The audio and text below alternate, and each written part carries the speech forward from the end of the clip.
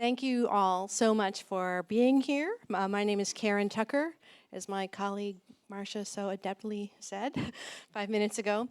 And we have a very special treat this morning in that we get to hear from Andy Cunningham and Paul Wiefels with some of their observations about marketing today, some of the trends, what their implications are, what seems to be heading in a right direction, what maybe needs a quarter turn to the left or the right. So we'll be hearing that very soon. Their full bios are in your printed programs, so I won't go over that. And we owe a debt of gratitude to our host and sponsor today, Fenwick & West. We really, really appreciate them opening their doors to us. Thank you, Fenwick. Just a few words about Churchill Club. We have proudly served for over 3 decades of incredible change here in the Silicon Valley and Greater Bay Area region. Our devotion is to encouraging innovation, economic growth, and societal benefit. We consider ourselves to be forward-leaning relative to how we approach topics. And then what that means is, what are the implications of trends today for innovation, for economic growth, et cetera? So we're not just holding something under a microscope, we're looking at what we think it means, looking forward. We always ask our speakers not to pitch or promote, and that's another hallmark of Churchill Club. We hope that if you're not following us, you'll plug into LinkedIn, Twitter, Facebook, or you can always just get on our mailing list by talking to the people at the front desk. And by the way, the hashtag for today is Churchill Club. So thanks very much for your attention. Let's now give a very warm welcome to our speakers, Andy and Paul.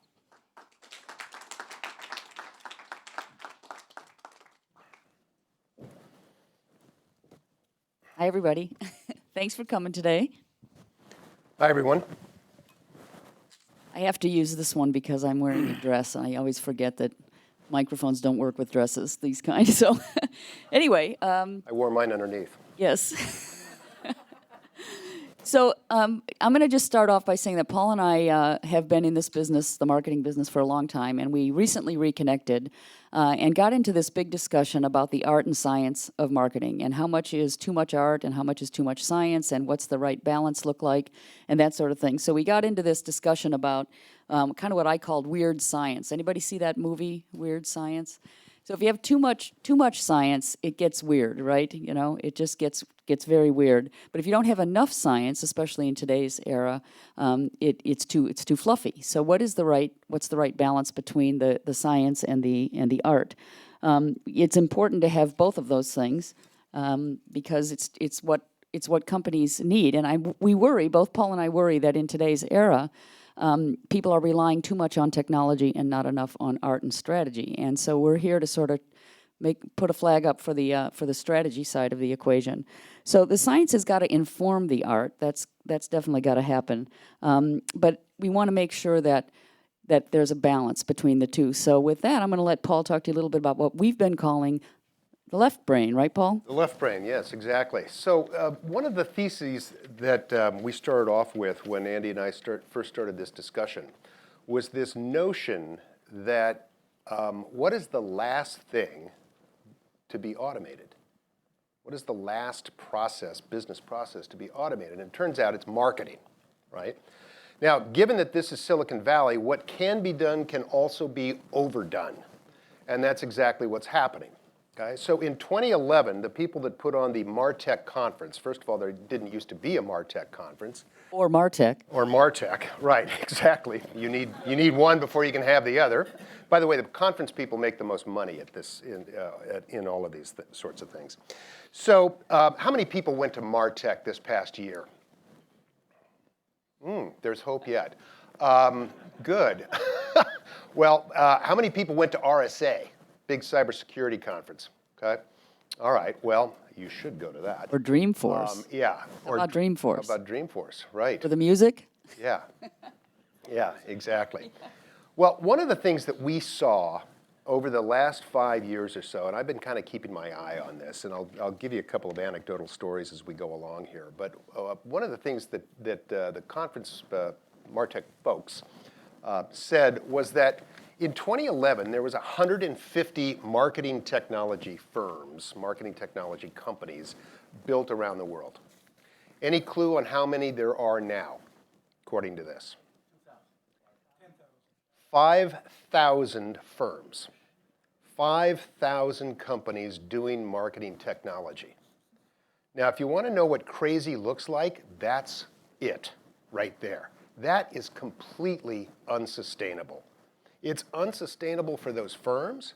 It's unsustainable for the customers that are adopting that kind of stuff, right? And you can't have that many analytics, right? You can't have, no. I mean, ridiculous. If you go back to the fundamental notion that software is supposed to automate things, software is supposed to take away friction, how does 5,000 companies take away friction? You know, I was working with a telecoms company down in Santa Clara a couple of years ago, and when I first started working with the CEO, he handed me a little booklet that was stapled together, and it was probably, I'm going to say 10 or 12 pages long. Each page had a different dashboard, several different dashboards on it. There were probably 40 or 50 different dashboards on it. And he kind of threw it across the table at me, and he said, "My marketing people tell me we're doing really well." And that's what these analytics say. But I know we're not. We're losing sales. So it doesn't even necessarily do the job it's supposed to do. Yeah, I think there's so much focus on what the dashboard says.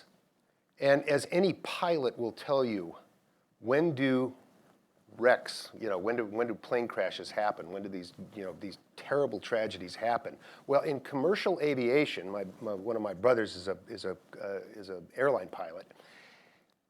His point is that people, when a commercial airliner gets into trouble, the pilots are too busy trying to diagnose what's wrong instead of flying the plane. And they literally lose sight of how the plane is supposed to operate.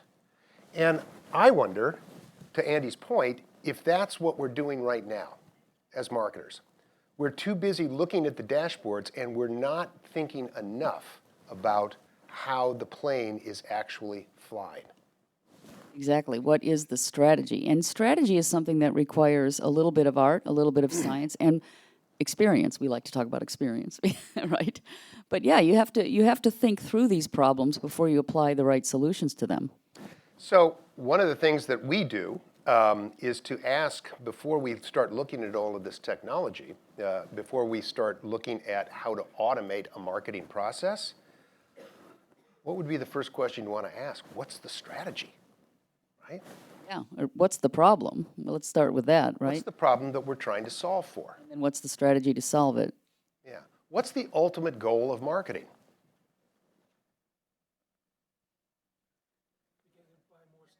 That's Buy it. more stuff. Sell more Yeah, stuff. Sell more stuff, right? It's really not that mysterious, okay? The goal of marketing is to sell more stuff. And in technology, 50-mile radius of this building, right? There's a lot of problems that happen in Silicon Valley. I mean, these companies are really hard to operate, as Andy and I both know. What makes problems go away? Selling more stuff. Success, right. More sales. But one of the things that Paul and I talked about, remember, Paul, is that disconnect between marketing and sales that seems to be happening all over the place right now, and it's very dangerous. Why do you think that is? What's been I your think experience? marketing people have overcomplicated the situation to the point. I'm working with a sales team right now with a big company up in San Ramon, and the sales guys keep telling me I don't have enough time, and I don't have the bandwidth to tell that long of a story. I have to have a story that's like this, not a story that is like this. So I don't know, but they want to tell their own story, and they don't want to listen to marketing. I mean, how many people are in sales in the audience here? Anybody in sales? Maybe you can help us with this problem. Yes. What do you think? Well, I tend to agree. I think that marketing organizations are too busy putting together. They fall into the trap of the persona, right? How many companies here use personas? How many people here in companies use personas, right? How many personas do you have, or does your company have? 4. Who can top 4? Oh, Karen. I've got 4, I've got 6, who can talk? I've seen companies we have 12 personas. Sales guys, do 12 personas work for you? No, they don't. Why not?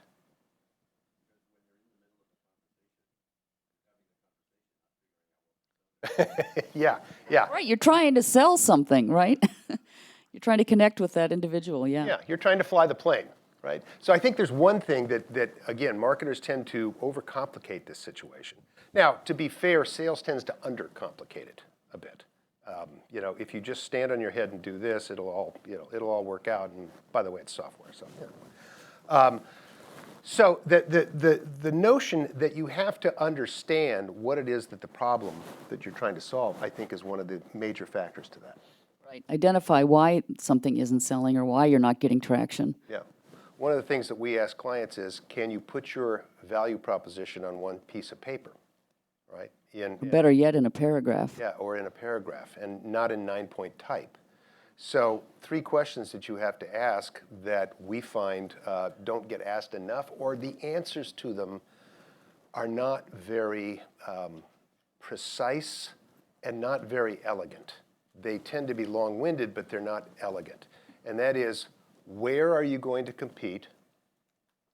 How are you going to compete? And the third one that never gets asked, how are you going to win? And the where and the how get answered to great degree. It's the how, or the last part, the how you can win. That's the part that doesn't get asked enough. And the part that technology doesn't solve either, Yeah, by the way. that is the It can measure whether you're doing it or not, but it can't actually tell you how to win. yeah.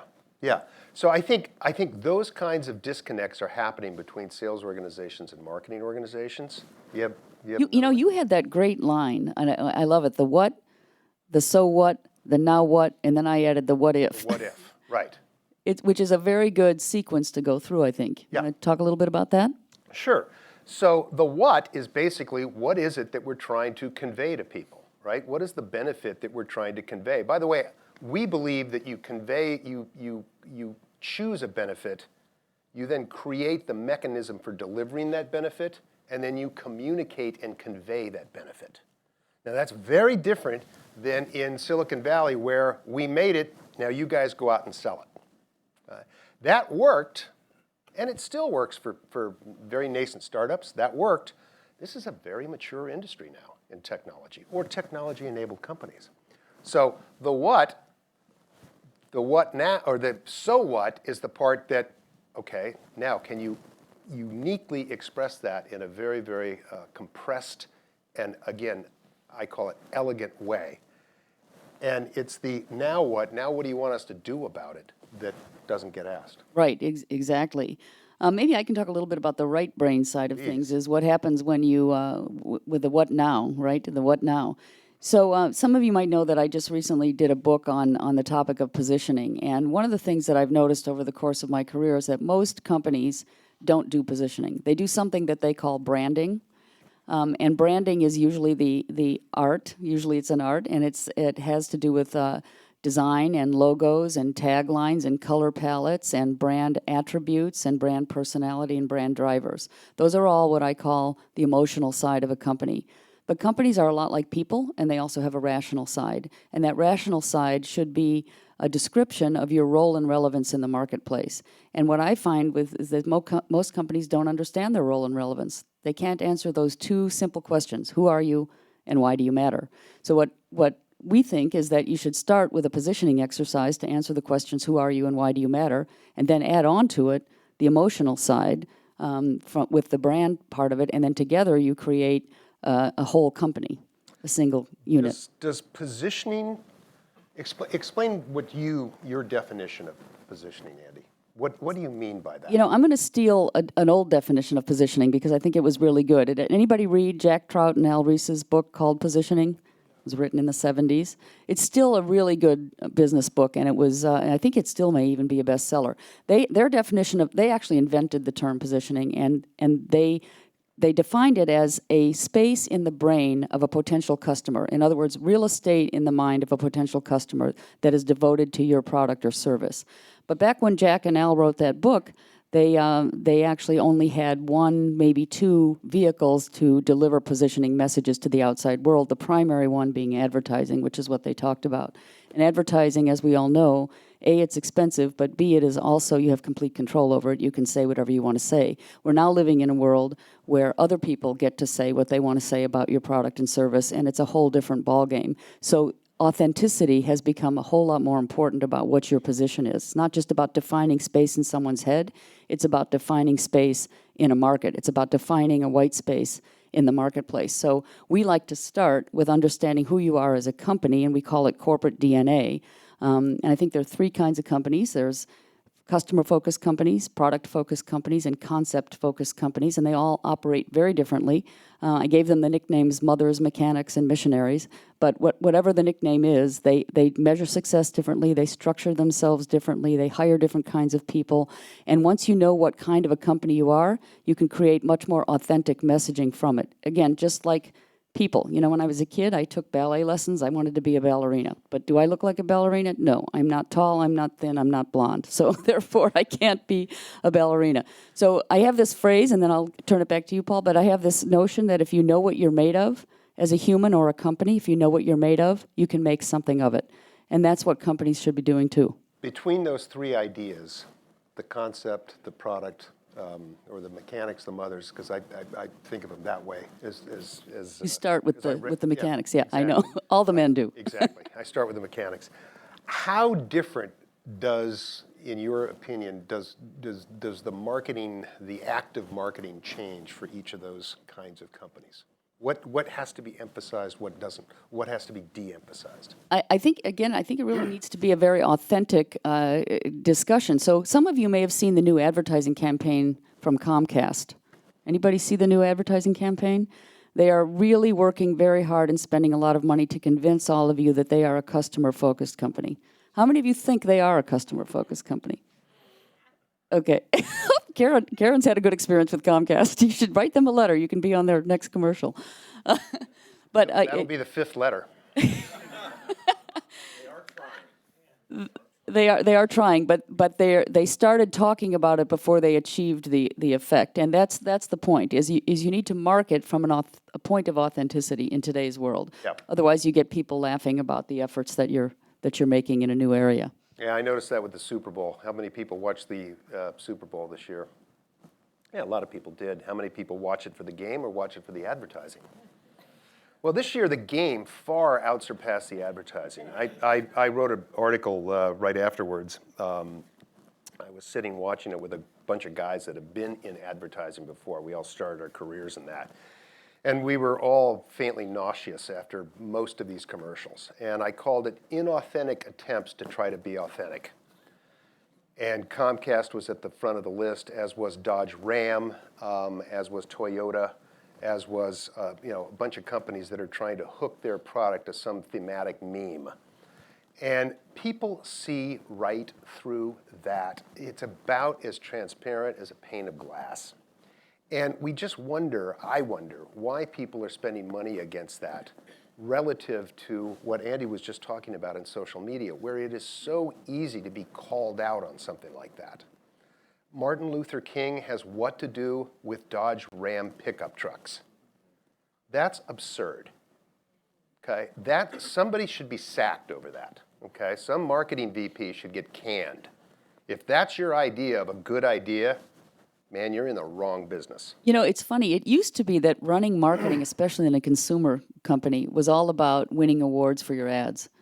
And today it's really about demand generation, right? That's the even no matter what, even if you're B2B or B2C, don't you think? Well, I do, but I'll argue as Apple's advertising manager long ago, you can win awards and stimulate demand, and those are not mutually exclusive ideas or mutually exclusive activities. You can do both, but most of my clients are B2B companies, and they don't have any money to spend on advertising. Right, and nor probably should they, to the extent that there are advertising for certain categories can be an extremely efficient way to reach people.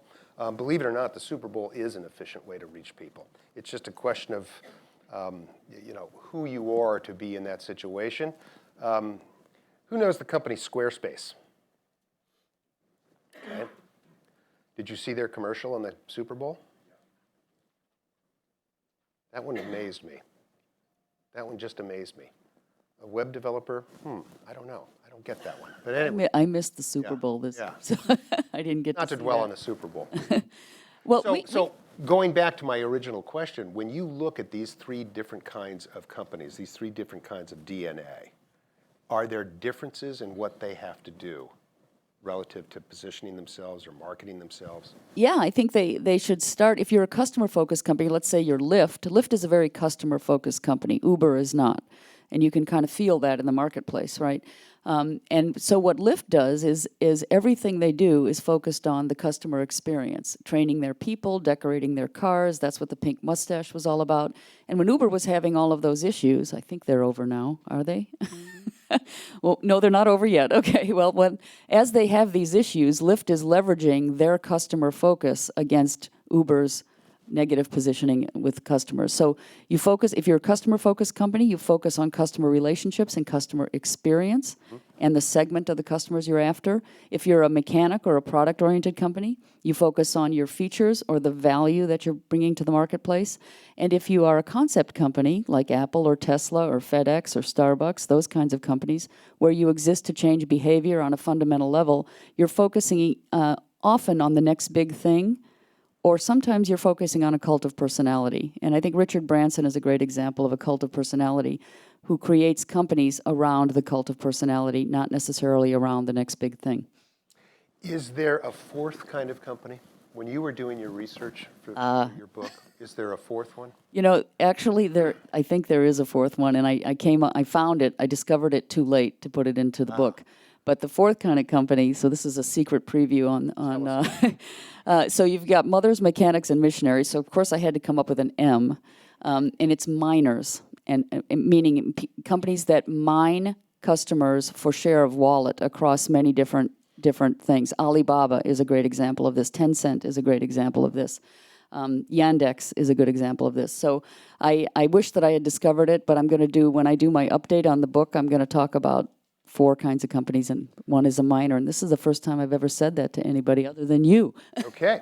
All right. Well, see, as a management consultant, a miner sounds to me like a company that would try to undistort demand. Right? In other words, where demand has been artificially constrained by supply chain, where by pricing, by what have you, the ability to somebody to consume it, is a miner somebody who comes in and says, we're going to make this consumable any way you want to consume it. We're going to unconstrain the supply chain for this, meaning you can get it anywhere you want. Well, we're gonna sell you all kinds of stuff. Yeah. We're looking for share of wallet, whatever, right? All kinds of stuff. And Amazon is one of these companies, yeah. But Alibaba actually does it the best. They really understand how to connect users through different communities. That's really the secret of a good miner, is they connect users through many different communities. And Amazon hasn't quite done the community thing yet. They probably will, I imagine. Don't you think? Yeah, I think so as well. I think just if I can provide an opinion on that, on Amazon. Amazon, to me, from a investment thesis, is the next Berkshire Hathaway. So if you buy a share of Amazon today, I wonder what Amazon's going to be worth 20 years from now. Okay, if you bought Berkshire Hathaway 25 years ago, you'd be very wealthy right now. 25 times your money. Yeah. Yeah. That's an interesting perspective. Yeah. Yeah. So I think there is a lot to that idea of mining and putting together like-minded companies. What I think is amazing to me when I looked at the potential power of it was their announcement, Amazon's announcement along with J.P. Morgan and Berkshire about going into the healthcare business. Now, they were talking about going into the healthcare business for their own companies. And what happened to healthcare stocks? What happened to Anthem, right? 5% drop that day. Couldn't happen to a nicer people, right? So I think the mining idea is an example of, from a marketing perspective, where there is an artificially constrained supply or artificially regulated demand, that's going to strip it away. I totally think you're right. You know, there's a book out there called The Content Trap. Anybody heard of this book? It's written by a Harvard Business School professor, and I forget his name. But I've read the book, and that's actually where I discovered this minor kind of company. They talk about it through terms of content, which I think is a little convolutes the matter. But basically, it's companies who mine your wallet for many different products and services, and they build communities around those products and services, and then connect those communities and create what we're calling today a hub economy, which is kind of where things are going. Karen wanted to make sure we talked about where things are going. The new business model for companies are hubs. So we went from, you know, networks to now hubs, and hubs come from networks, but it's about building hubs around the most popular node in a network and creating hubs that way, and creating value, but also capturing value. Two different ways of making money. Yeah, I think so. And to be fair to certain people in the audience, I think there was somebody here from, well, there's some SAP people here. Is there anybody here from Ariba? Okay, an SAP company. Ariba probably was the first hub. Okay, it was called a procurement hub at the time. Yeah. We know because they were clients. Me too. Right? And that was a novel idea, but it didn't work because it didn't work to the extent that it could, because the ability for it to be networked didn't really exist. Right, you need the two sides. You need the two sides. And they have to be exactly. connected to Yeah. each other. So you get out with another marketing problem that we find is that people get out in front of their own headlights, right, relative to the marketing promise, but nothing smells like failure more than not being able to do something that was just promised to you to do it. And again, that used to be standard operating procedure, I think, in technology and in technology-based marketing. Right? And we had all the cliches associated with it. How do you know when a software salesman is lying? Watch his lips, right? You know, it's you know, that kind of thing. Her lips now. The notion that, well, you know, installation is not the same as utilization. You know, all of these things. That's all gone by the wayside, or it's going by the wayside. Now, companies still get trapped in those ideas and that way of thinking, but this kind of information flow that marketers are taking in, I wonder if it's going back out and actually telling the truth in an authentic way so that we set people's expectations accordingly. I think we're still a little bit trapped in the don't look there, look over here. Right. But I think sometimes when you're not looking over here, companies are actually inventing new business models. And I've done a little bit of work recently looking at Google and their autonomous car efforts. And what Google is actually trying to do, why would Google get into the autonomous car business? Can you imagine? The reason that they're getting into autonomous cars is that they are working with advertisers who are going to take people for free in those cars to their restaurants, to their spas, to their destination points. So the money is still an ad model. So that's kind of going on over here. It's like, don't look over here at our new business model. We're creating value over here. But look over here at this technology that we're creating, the autonomous vehicle. So it's fascinating what companies are doing with what we're calling linkages between their assets and how they're making those things work. So I think to go back to the notion of and we'll take some questions here in a few minutes, but to go back to the notion of this marketing automation screed that I was on a few minutes ago, all of these MarTech companies are chopped up into these various little categories because that's the only way that we can keep track of it all, right? And again, I've asked clients, how many of these things do you have? And the biggest answer that I've gotten is we have 20 of these packages in our firm, and we're, you know, albeit a marketing-sensitive firm, $6 billion company, and what have you. But I'll never forget, several years ago, we were doing work for a very, very high-growth client whose name I will not repeat, but they were growing faster than a weed. And this is about a $50 million company going up to about a $150 million company. And they had rows of people, marketing, head of marketing we'd done work for in the past. They had rows of people, millennials, sitting at tables, and they're all looking at screens. And I asked several of them, because I would come into the office and sit with them, what are you doing? Well, I'm looking at Tableau, I'm monitoring Twitter feeds, right? Now, you walk into the reception, and here's big screens up there with Twitter feeds going across it.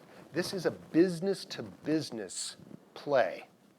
This is application performance management software. Is that really so interesting on Twitter? I don't know, maybe, I guess, if you're in DevOps or something like that. But they were spending all of their time monitoring this stuff. And I asked a question of a couple of them. I said, you ever been out with the salespeople? No. I asked the marketing director, you ever send these kids out with the salespeople? Why would we do that? I just wanted to shoot myself. I mean, I really did. It's like, well, maybe simply because those are the people that are actually partying with their money to buy stuff? Right. Come on. They're actual humans. They're actually humans. Yeah, they go to the wallet, right? You don't get that on a Twitter feed. Right. That's not marketing to me. I'm sorry. So that actually is a great segue into one of my favorite myths that we were talking about, which is demand gen is a technology. Yes. Myth or truth, right? No, that's a myth. Yeah. Yeah. A technology can measure demand gen, and it can take a customer through the funnel once it's in the funnel, but demand gen itself from the get-go is not a technology. And in fact, let's play hit or myth. Okay? I'm going to read, Andy, I'll take the first one. It's better to be better than it is to be first. Hit or myth? It's better to be better than it is to be first. How many people believe that? How many people disbelieve it? Tell me why. Because Google was the 7th search engine. Philo T. Farnsworth was the inventor of television, and everyone knows about RCA. You go all down the list.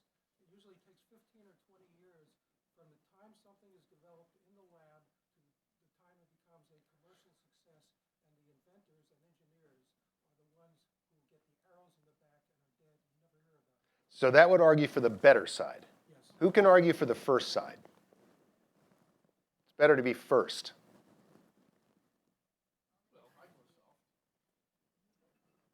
Pretty good first. iPhone, Apple. Yep, pretty good first. The back of the room can't hear what the guys in the front of the room said. So to summarize your point, you said that pioneers are the ones with arrows in their backs, and they're the ones lying dead on the road to the success of the third or fourth or fifth company that comes along afterwards. I think the only argument for first is it gives you a head start on becoming better. Interesting. That's a good point. What do you would think? you? You know what I think actually, Paul? I think that being first or being better isn't really either one of them is the key. I think capturing the imagination of the market that is going to buy that, and you might not be better, and you might not be first, but you might be. Yeah, I would argue that both of them, I mean, you could make the case either way. I would make the case that it's better to be the most relevant.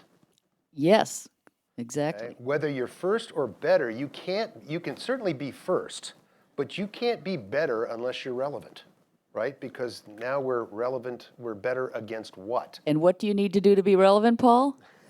Develop your positioning. Developing your positioning, yes. I knew you were going to say that. Okay, how about another one? Categories can be created, and it's not really that hard. Anybody try to build a new category? Yes, everybody wants to do that. Yeah. Every company I walk into, they want to build a new category. Yes. And their category is, my product is really faster. Really faster. That's the new category. Yeah, I've argued before that if your category sucks, you by definition suck too. Okay? So you might want to try to at least resegment your category or look for some other thing about what your category is. But that's really hard to do. It's actually easier to do in B2C than it is in B2B, right? In B2B, we have too many people, like Gartner to a 0.9 confidence level telling us what categories there are and what have you. In B2C, right, one of the great category inventions of all time, I know this will surprise you, Swiffer. Okay? Swiffer was invented an entire billion-dollar category. That's a great one. That's what P&G does. You know who else is a good example of a company that resegmented the categories? Chrysler with the minivan.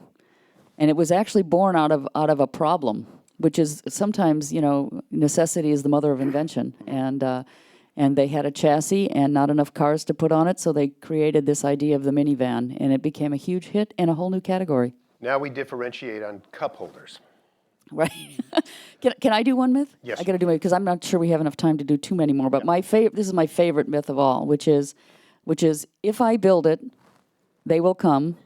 If they don't come, it's because I don't have enough PR. Is that a hit or a myth? How many times I've heard that in the marketplace, I cannot tell you. So what do you think? If I build it, will they come? How many are engineers in the audience? You believe that, right? No, you've had too much experience to believe that. But that is what happens all the time, is companies believe that if they build it, people will just come beat a path to their door. And then, of course, as a former PR person, the reason they're not beating a path to their door, and the reason we got a lot of business in the day, was because they didn't get enough PR. Yes, as I told my CEO at one point when I was on the operating side, he says, "How come we don't get more PR?" I said, "Because we don't deserve more PR." Oh, they love to hear that. Yeah, he was put off by that. But back in the day, when you got PR, Yeah. if you got a Wall Street Journal article or a Forbes article or something, you could get reprints of it and put it in your sales kits, and it lasted at least 2 or 3 months. And there was these great big thick magazines that followed technology. That's right. And people carried them around and showed them to customers. They needed stories, and so somebody could walk down the hall, and the PR department would put out a press release about it, right? So and so walked down the hall, and Exactly. more to come. And today, the news lasts about as long as the notification shows up on your phone, which you can't really walk into a sales call with. See this notification? We got into the Wall Street Journal. See this? It just doesn't last as long anymore. So PR doesn't have the same value it once had. There's a whole new way of doing PR, and we don't have time to talk about that. We'll do that at another time.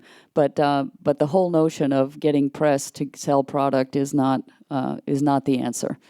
So we want to turn this open to Q&A and make this a much more interactive session than perhaps it is right now. But just to kind of wrap up, where Andy and I are coming from and what we're interested in pursuing is this notion that marketing is still an art and a science, and that the science cannot overcome the art, the deficiencies in the art.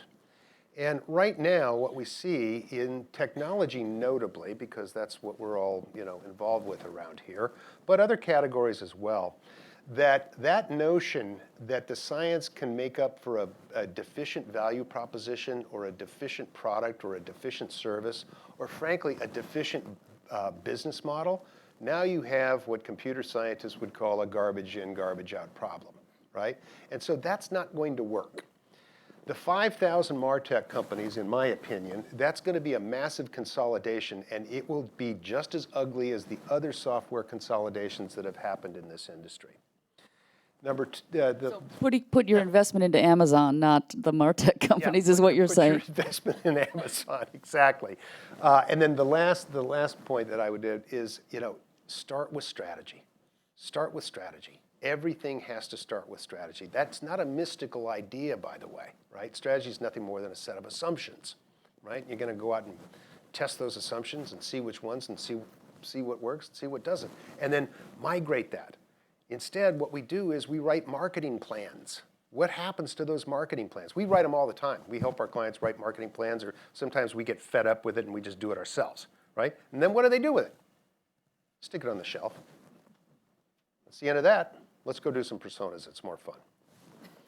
Yes. Parting thoughts? Yeah, I think the whole idea of technology is great for measurement, and it's great for giving you more information and more data. But strategy is all about connecting dots that other people aren't connecting.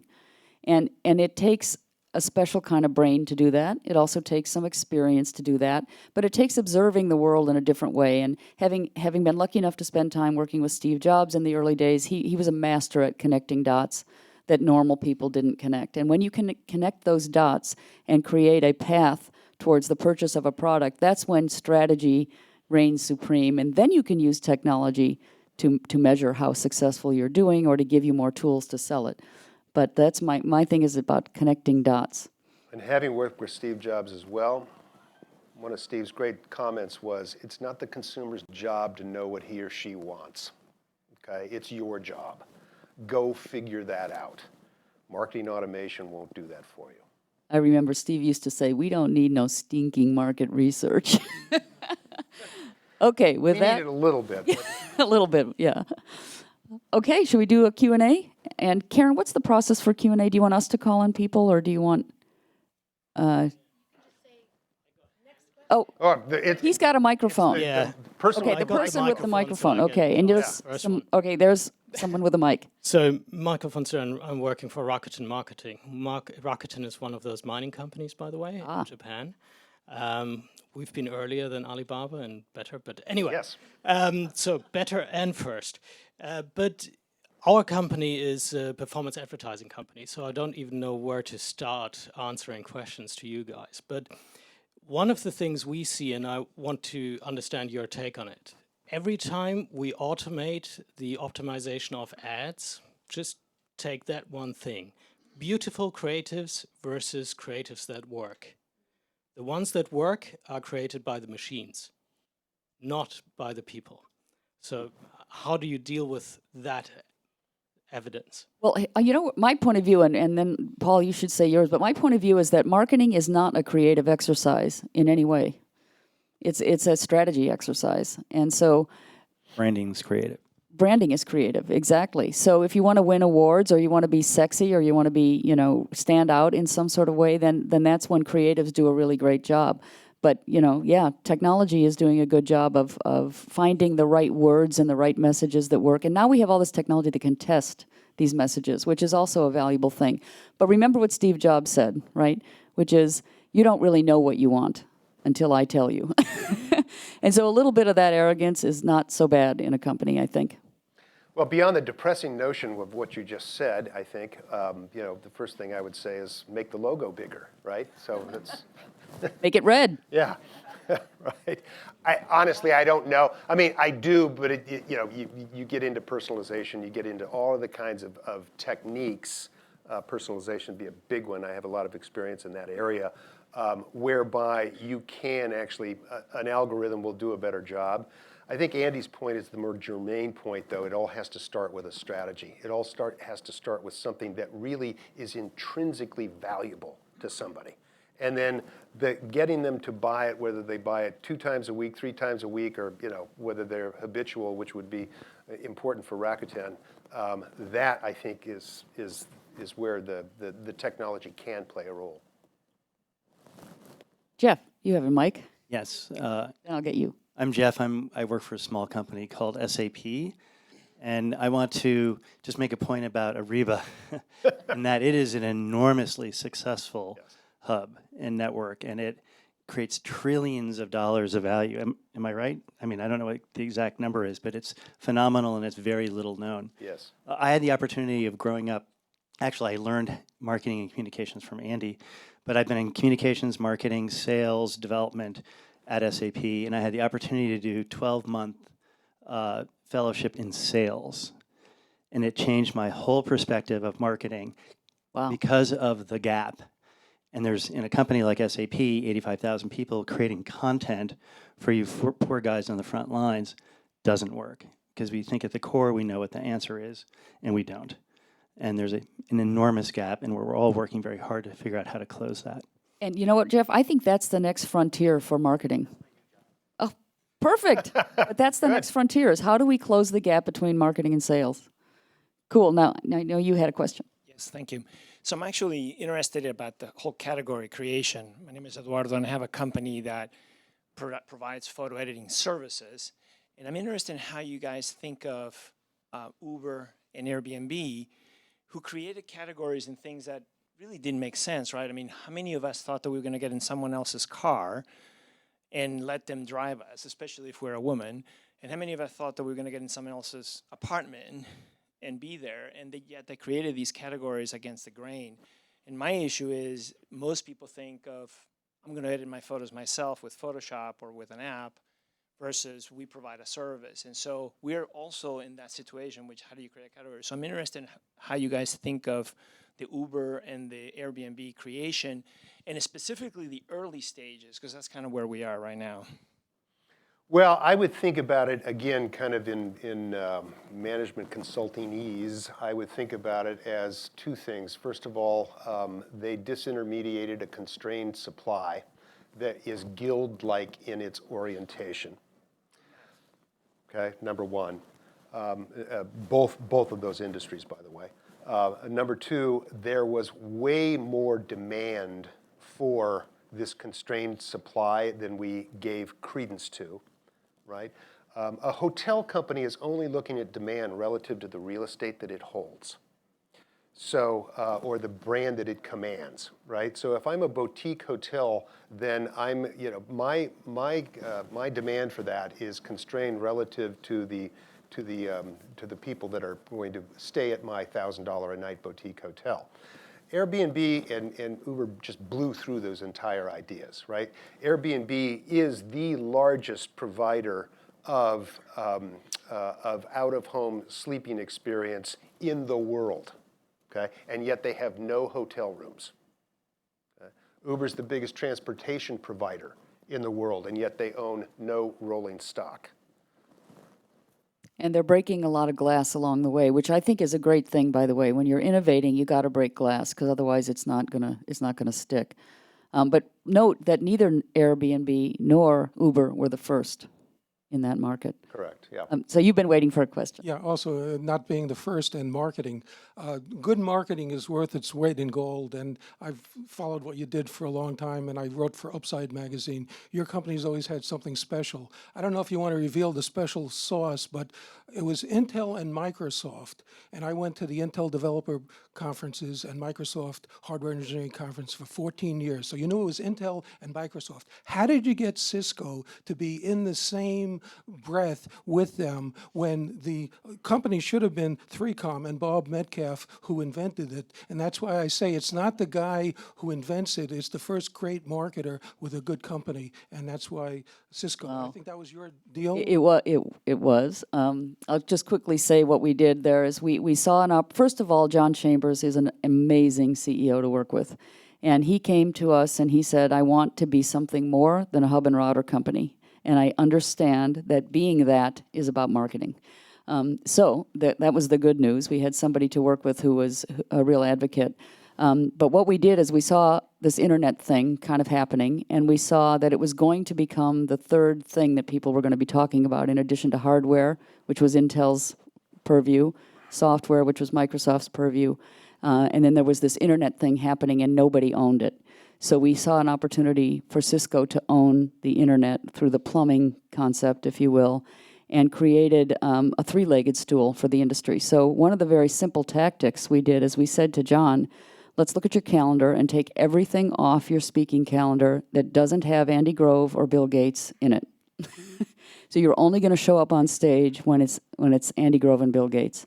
So we created this sort of three-legged stool concept, and actually the press came up with this little phrase. They called it Wintelco, Windows, Cisco, Intel. And it was that came from the press, but the idea was to create this new three-legged stool where Cisco played a role. And I have to give John, I just spoke with John just a couple days ago. He was just the most amazing person to work for to make something like that happen. So thank you. That was a very nice question. I'd like to ask a question in regard to your basic thesis of art or science. How do you get that into the academic literature? I'm professor of professor emeritus marketing from Rochester Institute of Technology. For years, I've talked your talk, and I began every marketing course the way you would begin a marketing course. But if you take a look at the marketing literature, Kotler may have a section. Is it a science, or is it something else? How do you get that into the academic literature so that younger people coming up understand this at an earlier age? Give you an example. I have a grandson who's going to work for a online marketing firm selling furniture. And I said, well, you're going into the retailing business. Oh, no, I'm not going to the retailing business. I'm going to do analytics, okay? So, you know, he needs to go out with a sales force immediately. And thank you. You're teaching a class now. Well, I mean, yeah, we're not a retailing company, we're a furniture platform, right? As a service. Yeah, yeah, FAAS, Furniture as a Service. It's actually not a bad idea. I don't know. I mean, I think that in literature, and certainly as I was becoming educated in marketing, and that's what I've done my entire career, really. I mean, we're management consultants, but we specialize in that particular area. There was not as much of the science part, to be honest. So there were people that were really good at it and people who were not very good at it at all. And you kind of gravitated to one to the other, right? There used to be you know, when I first started, I came out of business school, I went into advertising. You know, there was two things that you could always count on. First of all, everybody knew that they were good marketers and what good advertising was because they watched it on television, right? So that was kind of, you know, back to our hit and myth. And the other thing is you always put a radio commercial on the client's station that they listen to driving to work, right? So there was an art to it. There was hardly any science. I think what we see now is that notably in B2B, in this science part where you've got these 5,000 companies, and again, legitimately, some of that is very, very useful, okay? Because marketing in and of itself is a messy process. And it's an uneven, lumpy process. And it has uneven and messy outcomes associated with it. Part of the growth in these kinds of firms is that CMOs are under enormous pressure to show their return on investment. That's why the half-life of a CMO is about, you know, slightly that of a fruit fly. Okay, so you know, that engendering to come to the table, come to the board and saying, this is exactly how we're getting ROI on all of this stuff, that engenders that process. And again, for the salespeople in the room, right, and people, and marketing people in the room, what do you always, well, you got to fill the funnel. You got to fill the funnel. You got to fill the funnel. Well, you gave fuzzy dice away at that trade show. Yeah, those are qualified leads, right? So just you process them, right? Just call them up, right? I mean, that's rubbish. It's just rubbish on the face of it, right? And so that's where the discipline actually, from an academic standpoint, that's where actually companies are now really starting to examine that actual process. The McKinsey guys, not the consultant side, but the McKinsey research is starting to do some really interesting stuff on that. Because, you know, they see the fallacy, long-winded answer here, but they see some of the fallacies associated with that idea.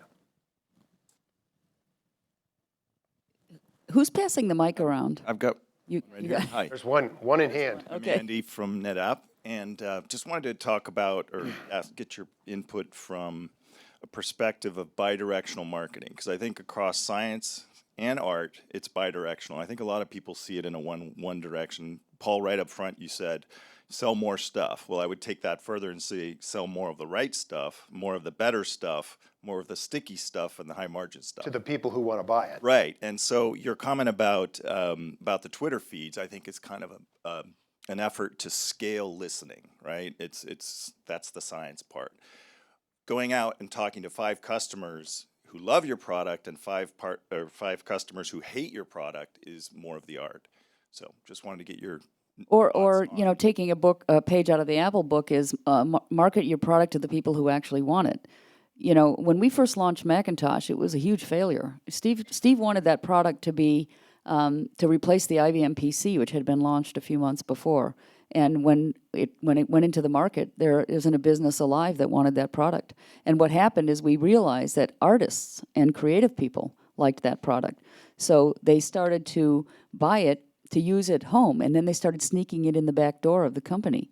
And so what happened from marketing perspective at Apple is Steve changed the entire strategy to be the computer for the rest of us, which is what he liked to say, to what I like to say, which is the computer for the best of us.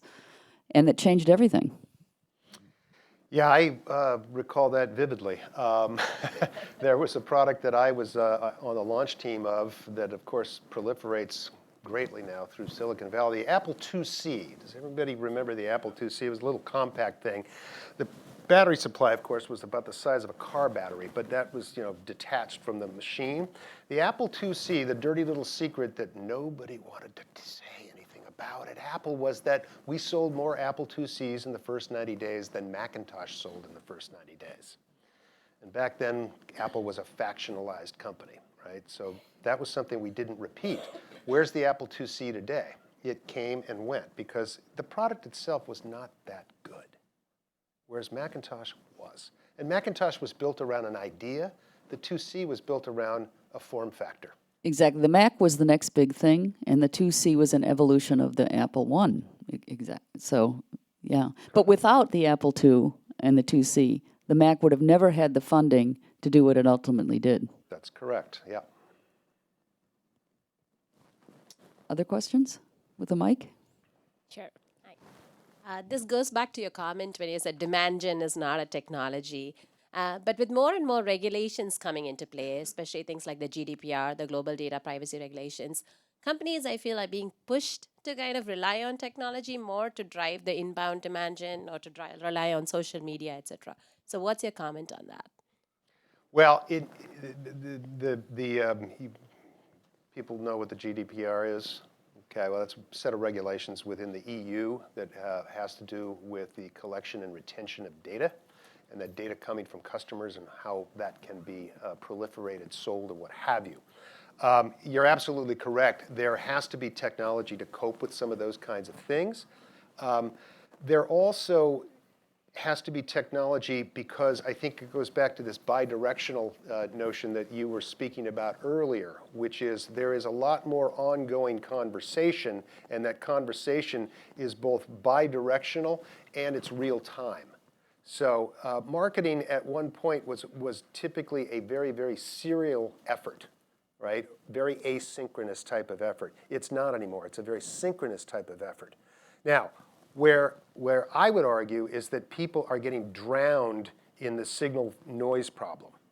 Okay? So we're trying to filter out all the noise to get to the signal, and in filtering out all of that noise, we're not paying enough attention to the signal, to Andy's point, about people who are actually predisposed to looking at us and we're looking at them. Right? And that's where I think that the technology, again, it can lead you astray. You know, just to close on that question, everybody in the world, every company in the world wants their product or service to be all things to all people. You know, I can almost predict walking into a new business meeting and the guy says that we do this, we do this, we do this, we do this, and you know, okay, what you want to do is you want to be all things to all people. Well, yeah, that's what we want to do. We want to walk and chew gum at the same time. But if you're all things to all people, you're nothing to no one. And so you're much better off getting a beachhead with people who like you and like what you're offering, and then push it out from there.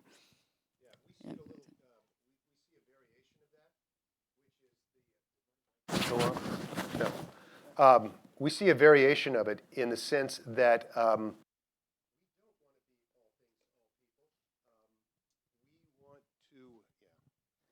we don't want to be all things to all people. We want to be one thing to one particular person. We just don't want to have to give up anything to be that. So we call it, there's a client malady called, we want to change just so long as it doesn't involve change. Okay? So we want more focus, but don't make us give up anything to get that focus. You've been waiting there for a question. Yes, my name is Anne. I work with the Nordic Innovation House in Palo Alto, and we try to connect our startups to expertise here in the Valley. And I was wondering about your views on this, the personas, because now we have workshops with sales and marketing experts that try to teach the startups how to think in terms of personas. So should we just stop doing that, or is it a matter of how many personas you try to keep in mind? If you could just... We probably both have very strong points of view about personas. Humans are complex individuals, and there's no way to map out exactly what a persona is. Everybody has 100 different facets or millions of facets to who they are, and you can capture their imagination regardless of their persona. So I'm not a big persona fan, but Paul? Well, I'm a persona fan to the extent that there's utility in it, right? So if I want to describe who I want to go after, it's just as important for me to describe who I do not want to go after. And this is back to my comment about we want to be more focused just so long as we don't have to give anything up. And this leads to persona creep, because the sales guys come in and they say, well, but over here, these guys look like this, right? And therefore, oh, well, let's do personas for that. Now you've got a target audience that has suddenly gone from something that you previously really were targeted, bore-sighted almost, what we call the bullseye of a segment. Now you've got this segment that has, really no, it's amorphous, or it becomes amorphous. And that's where it starts to lose its value. So there is value in doing it. I think the answer is knowing when to stop. In the world of technology, marketing, and sales, what I believe is that we should be teaching salespeople how to sell the dream or the promise of the product that they're selling. Because in the world of technology, whatever you have today, it's going to do something more tomorrow, and it'll do something more the day after that, and on and on. And what you really want customers to buy into is a belief in your roadmap. That's really what you're selling. You're not selling the widget at the end of the roadmap. And one of the things that I keep telling this company I'm working with is they're selling $8 widgets to guys on the other side with $12 widget budgets. And you can sell $1 million $8 widgets, but you're never going to sell that $1 million platform until you start selling the promise of it, and you get people to buy into the roadmap down the future. Yeah, I think the particularly nowadays. And this is true stretching back a long way, but now it's really demanded of people. People want to buy outcomes, right? They want to buy the process of getting there. They want a better life. They've got other things to do, right? And so when you come in and you have all these features and benefits, and you appear to be really well suited, so says our persona, to doing all of this, and we mistake the notion that, did anybody ever ask this person whether they care or not?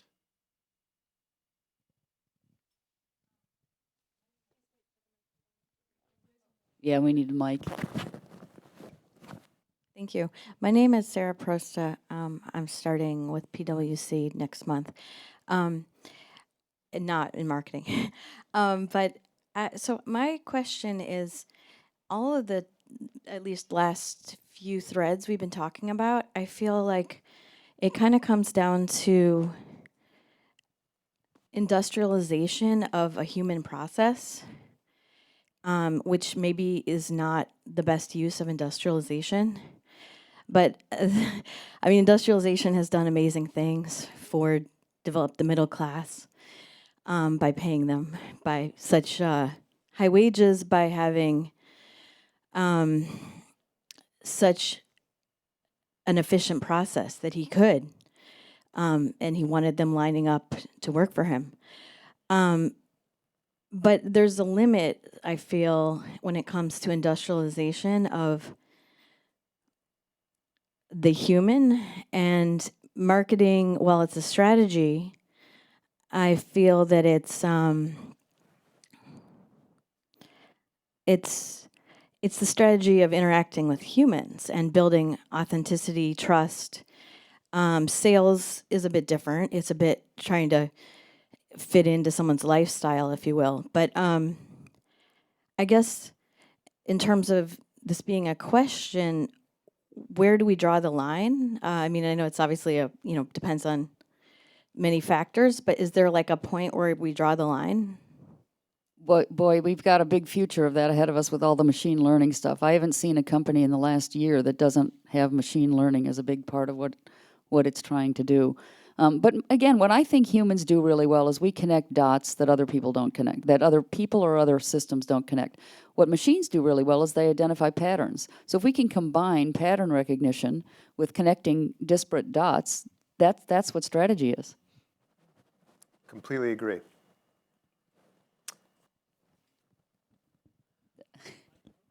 Microphone. Hi, I'm Rob Mahalko. I consult to startups in marketing and strategy. And I had another question about category design. I'm hearing a lot about that as well. And perhaps I'd be interested in what conditions does it make sense to actually go through a category design and creation exercise? Or if it's not, if you're with a company in a defined market, is it better to spend more time on positioning and just refining your value proposition? Like, what are the conditions where it truly makes sense to go down the effort of creating a category? You want to take that one? Yeah, that's a pretty, it's a good question. It's requires more than a simple answer. But the first answer is you got to have enough money to do it. Yeah. Category definitions, right, or category defining exercises are good so long as the conditions for your ability to do something about it afterwards.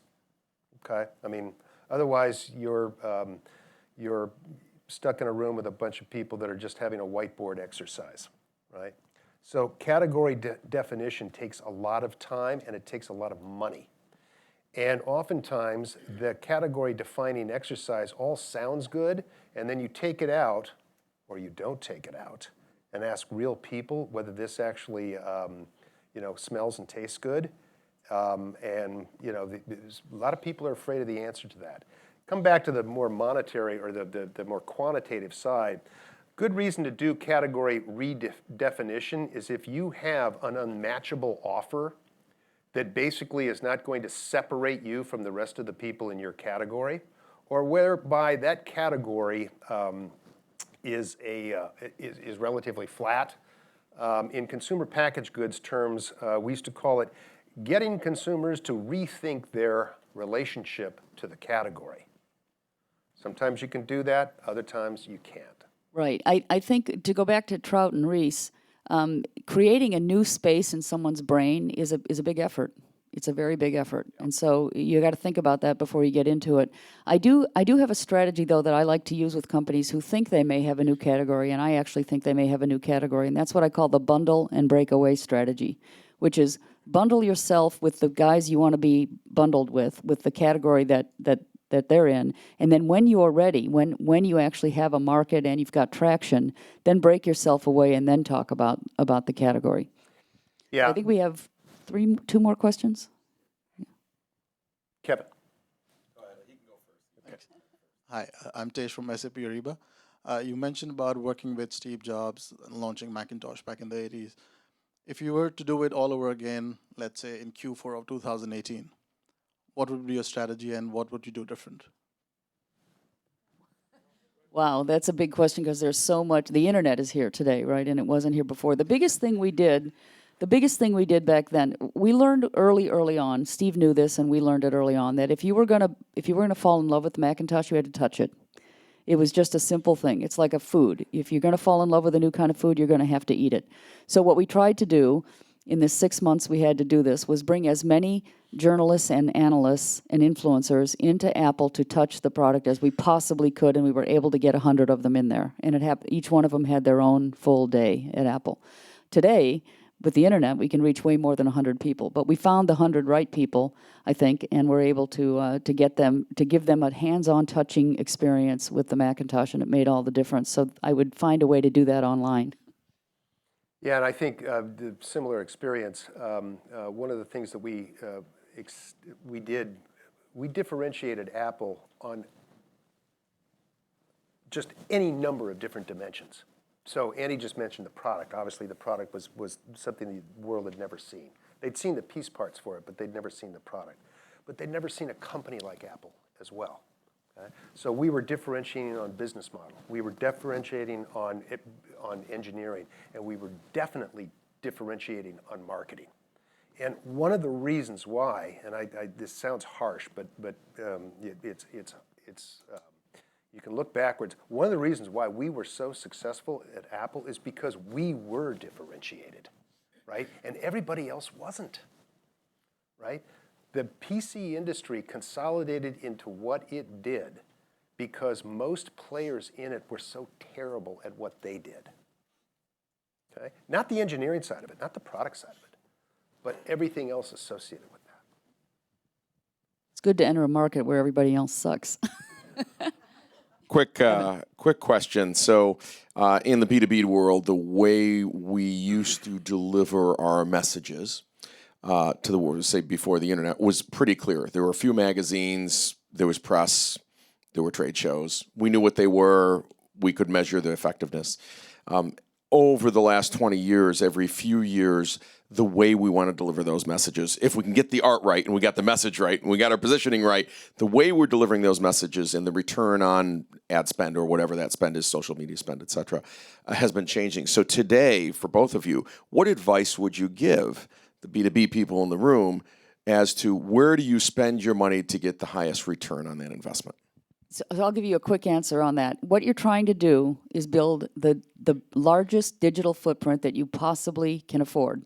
And we have available to us today 3 channels, owned, earned, and paid, right, in order to do that. If you don't have any money for paid, you can do a whole lot with owned and earned. And the idea is to get your narrative. I'll just say one other thing about this. It's not just a digital footprint of stories about your company. Those are nice, but that's not the way to do it. You have to have viral memes integrated into those stories. And they have to be repeated in every story. So whether you're writing a story about the manufacturing of your product or the customers or it's a case study or whatever, you need to have this series of memes that are going to connect to each other so that when somebody searches for your company, those memes are going to pop up in every format. And Jeff is doing this over at SAP, which is really, really a cool thing. He calls it the corporate newsroom, right? And I was calling it the corporate news bureau, but the idea is you've got to be in charge of your own news broadcasting, and it has to contain these viral memes. And I would say, I would before you even get to that point, I would say you've got to understand the essence of what it is that you're providing to the marketplace. What is the overriding value and relevance that you're developing, and how are you then going to communicate what that is?